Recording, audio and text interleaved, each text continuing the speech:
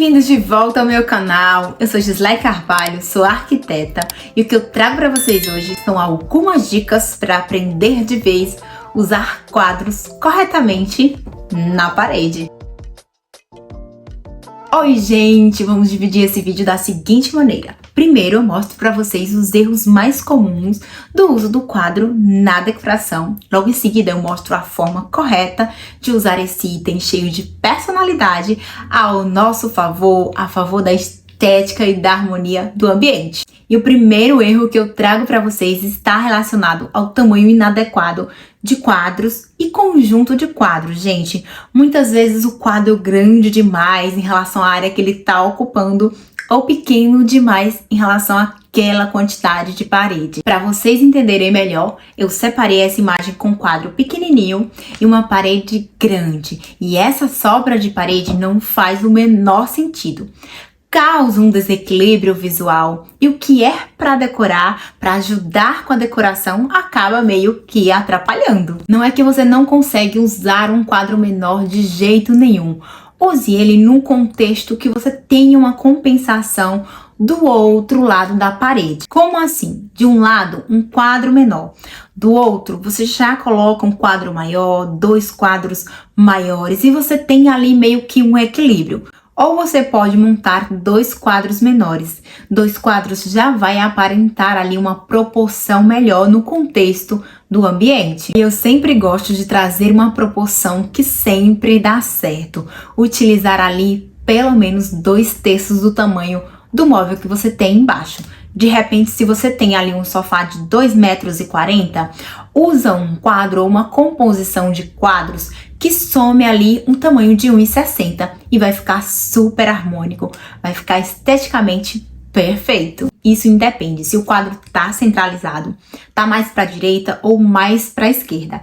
Essa compensação só vai mudar se você tiver uma configuração de parede diferente, como nesse exemplo que eu trago para vocês, que você tem apenas um trechinho de parede ali atrás do sofá, o resto você tem uma cortina. Então você tem um complemento dessa parede, tem uma compensação e não dá a sensação de que tem ali um quadro muito pequeno em relação ao tamanho do sofá. Outro erro que desfavorece o uso do quadro no ambiente é uma altura inadequada. Quando você tem um quadro muito alto ou muito baixo, se é ali no sofá, a pessoa bate a cabeça ou de repente coloca a mão ali no encosto do sofá e acaba meio que derrubando, gente. Evite isso, porque além de não ser confortável, a gente tem esse problema estético mesmo no ambiente. Você acaba, se de repente você tem uma obra de arte ali, acaba meio que comprometendo a apreciação dessa obra, desse quadro. Sempre tenham em mente que a altura correta é a altura onde o eixo do quadro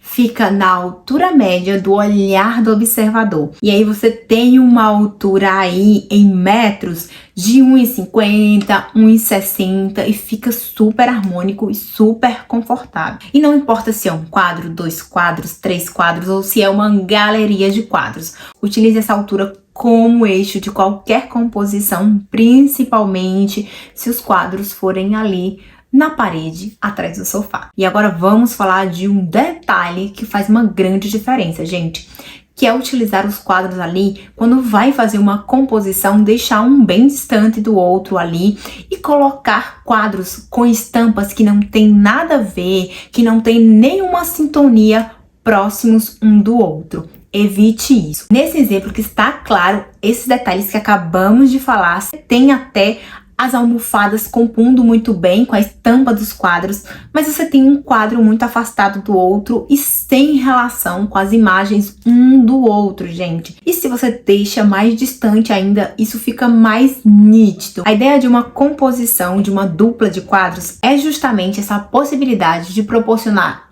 conexão e continuidade entre essas imagens. Quanto mais próximos esses quadros estiverem um do outro, quanto mais conexão através ali das estampas das imagens, mais harmônico esse ambiente vai ficar. Se tá gostando de todas essas dicas, já peço para vocês deixarem o like de vocês, comentar por aqui se já cometeram algum desses erros, se inscreve no canal.